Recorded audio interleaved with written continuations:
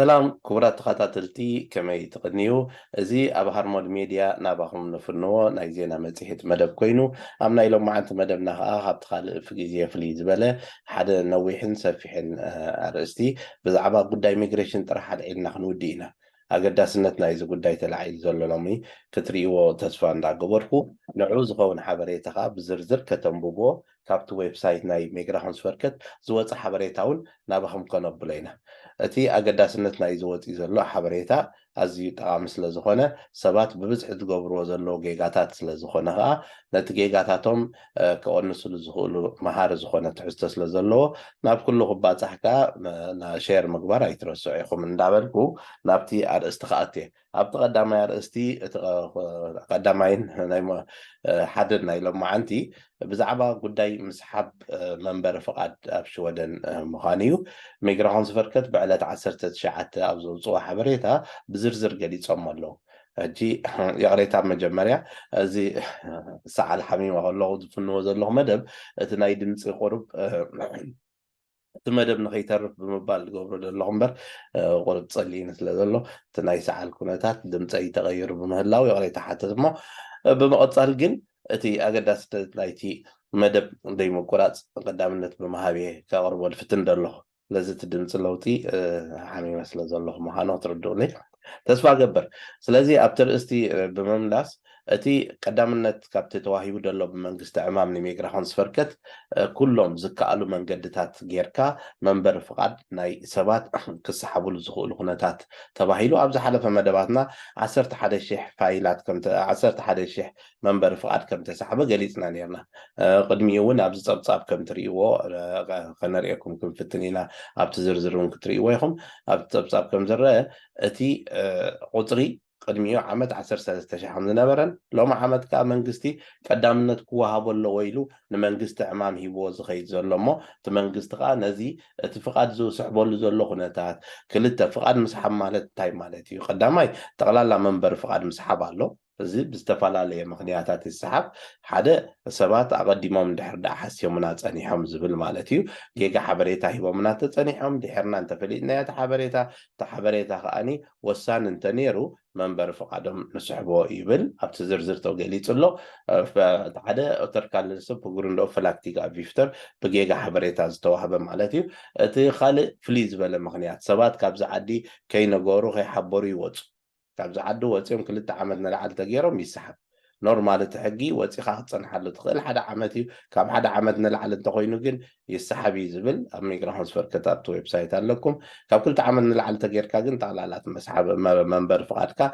يسحب ببز حساباتكم تقولوا له كي حبروا خبزي تمريعهم قليلهم نبع على أمريكا كندا قالوني غدمو منبر فقادهم جنابز ولا حنت كي حبر سلز غدو يتصنح نيرو زحجي بز حد شاقوا سرارحة كتتنا انفورميشن من اللوات حبريتا من اللوات أمانغوس كاتبركتن ميجراهونس بركتن سلز تجمرة أزي بزو حسب أبز هاجر زي اللي كبز نبرة زر النبرة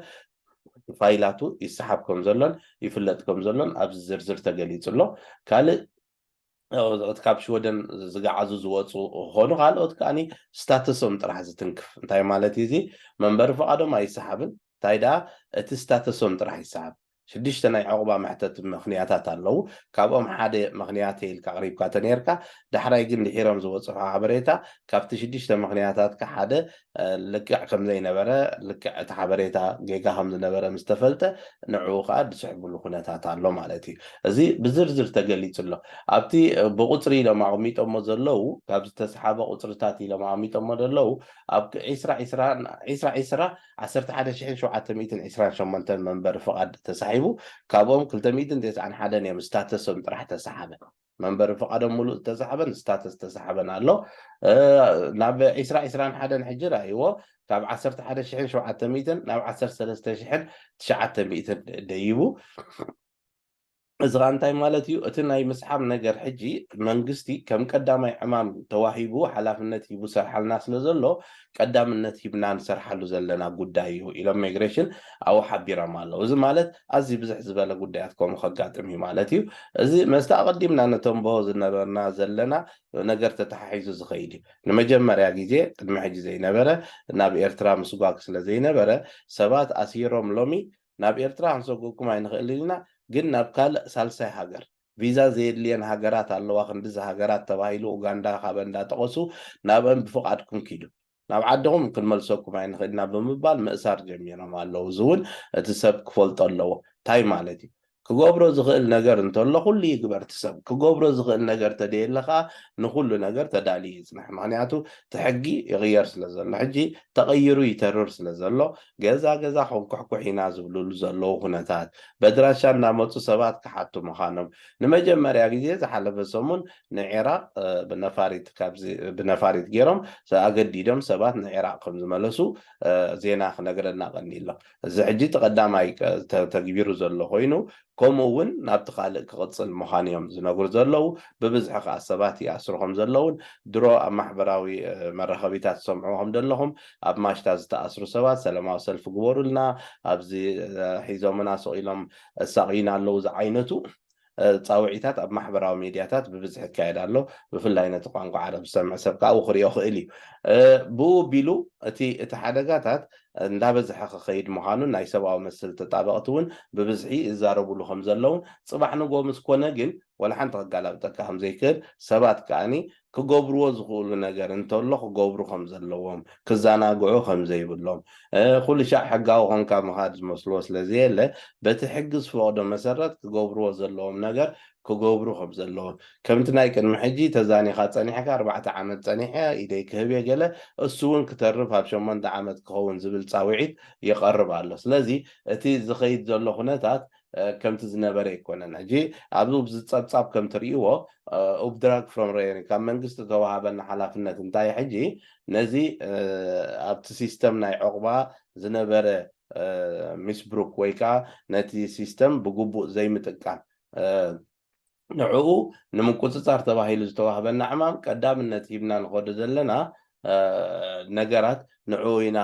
ክንእርብ ንፍትን ዘለና ንዕኡ ኢና ቀዳምነት ሂብና ክንሰርሕ ንፍትን ዘለና እዮም ዝብሉ ዘለዉ ኣብዚ ንከምዚ ዓይነት ቁፅፅር ዝካየድ ነገር ከዓ ብኮምፒተር ኣውቶማቲሴራድ ዝኾነ ብኮምፒተር ጥራሕ ኣቢልካ ክርከብ ዝከኣለሉ ኩነታት ክግበር እውን መንግስቲ ሓሳብ ሂቡ ከም ዘሎ ሚግራኾን ዝፈርከትካ እቲ ናይ መጨረሻ ሪፖርት ናብ መንግስቲ ከም ዘቕረበ ብዛዕባኡ እንታይ ክግበር ይከኣል ዝበሃል ሓደ ካብቲ ዕሪ ዘዐውተና ኣሎ ኢሎም ዘቕረብዎ እንታይ እዩ እቲ ኣውቶማቲክ ምትሕብባር ኣብ መንጎ ስካት ፈርከትን ሚግራኾን ዝፈርከትን ዘሎ እሱ ብዙሕ ሓበሬታ ጠቕመና ኣሎ ኢሎም እሱ ከዓ ብዙሓት ሰባት ካብዚ ዝወፁ ድዮም ወላ ኣብዚ ተሓቢኦም እንዳነበሩ ናይ ቀደም ናይ ስራሕ ሳሞኒክ ናምበር ኣውፅኦም ዝኸዱ ዝነበሩ ሰባት እዚ ሓበሬታ ናይ ምልውዋጥ ነገር ይመፅእ ስለ ዘሎ ነዚታት እውን ይጠቕመና ኣሎ ዝብል ሓበሬታ ኣሎ ኣቲኹም ከተንብብዎ ኢኹም ነዚ ዝግበር ዘሎ መስራሓት ከዓ ዝቆፃፀር ናይዚ ሃገር ናይ ኩሉ ከምዚ ሪክስ ረቪክውንን ዝበሃል ኣሎ እዚ ከዓ ነዚ ስራሕ እዚ ኮንትሮል ይገብሮ ከም ዘሎን ኖቨምበር 2023 ከዓ ፀብፃቦም ከውፁ ምዃኖምን ይግለፅ ኣሎ ኣብዚ ብዙሕ ዝረአ ዘሎ ጌጋታት እንታይ እዩ መስቲ ብብዝሒ ንሪኦ ስራሕ ሰባት ቅድሚ ሕጂ ዝሃብዎ ሓበሬታ ምስ ሕጂ ዝህብዎ ሓበሬታ ዝጋራጨወሉ ኩነታት ሰባት ናብ ዜግነት ኣትዮም ዜግነት ከመልክቱ ኢሎም ኣትዮም ፈቓዶም ዘስሕብ ነገር ይመፅእ ከም ዘሎ ቀደም ኣጥቢቖም ከምዚ ዘይሓዝቦ ዝነበሩ በዚ ሕጂ ዘሎ ገባብ እንተዝኸውን መብዛሕትኡ እቲ ኣብ ኤርትራ ሰራዊት ነይሩ ዝመፀ ሰብ ዜግነት ክወስደሉ ዘይክእል ኩነታት እዩ ዝፍጠር ዘሎ ሕጂ እዚ ከዓ እንታይ ማለት እዩ እቲ ኣካል ሰራዊት ኤርትራ ነርካ ምኻድ ጥራሕ ባዕሉ ንዕኡ ከም ገበን ምሕታት እናገበርዎ መፅእ ኣሎ ቅድሚ ሕጂ ኣብ ዝተወሰነ ቦታታት ነይሩ ከም ዝገለፅና ኣብ ሳዋ ኣባል ዝነበረ ይኽልክሉ ነይሮም ምክትታል ዶባት ዝነበረ ዋርድያ ወፅየ ዝበለ ኤምፕ ነይረ ዝበለ ኣብ ፖሊስ ዝሰርሐ እዚታት ኣካል ናይቲ ሲስተማቲክ ዝኾነ ዓመፅ ኣብ ልዕሊ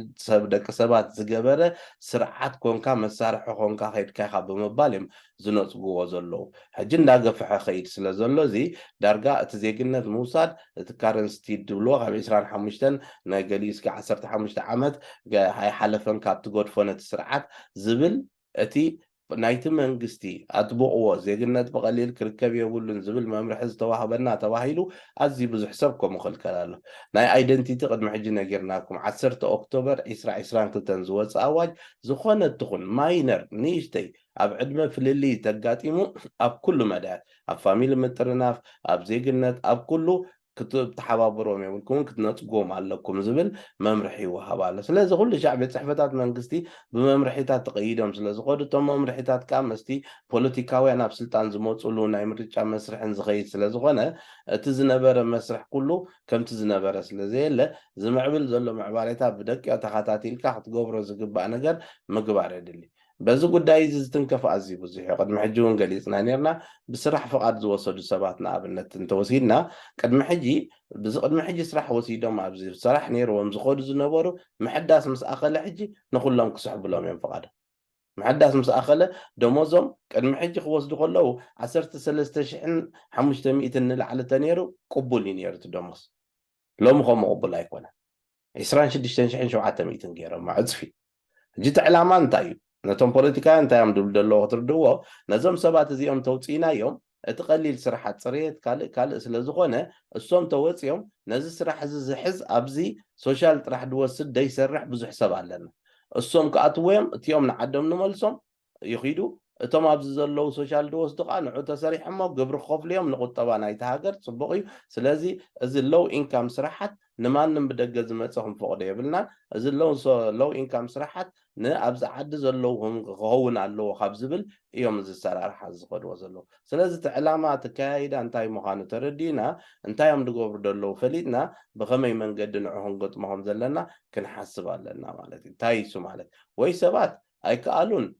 ብናይ ስራሕ ክናውሑ ይከኣሉን እሞ ከዓ ናብ ዓዶም ከምልሶም ዝኽእል ጉዳይ ተደየለ ናብ ዕቑባ ጉዳዮም ክቕየር እዩ ማለት እዩ ተመሊስካ ካልእ ፕሮሰስ ክጅመር እዩ ማለት እዩ ስለዚ እቲ ዝምዕብል ዘሎ ነገራት ተራእይዎ እሞኒ እቲ ሰብ ኢንፎርምድ ኮይኑ ኣብ ሓበሬታ ተመርኮሰ ውሳኔ ክኸይድ ሃገር ናበይ ገፁ ይምዕብር ኣሎ እንታይ ይቕየር ኣሎ ሕግታት ፈሊጥካ ምኻድ ኣገዳሲ ስለ ዝኾነ ከምቲ ኩሉ ሻዕ ንገብሮ እዚ እዋናዊ ሓበሬታ ናባኹም ነምፅኦ ኣለና ዝበልናዮ ጥራሕ ሰሚዕኩም ኣይትኺዱ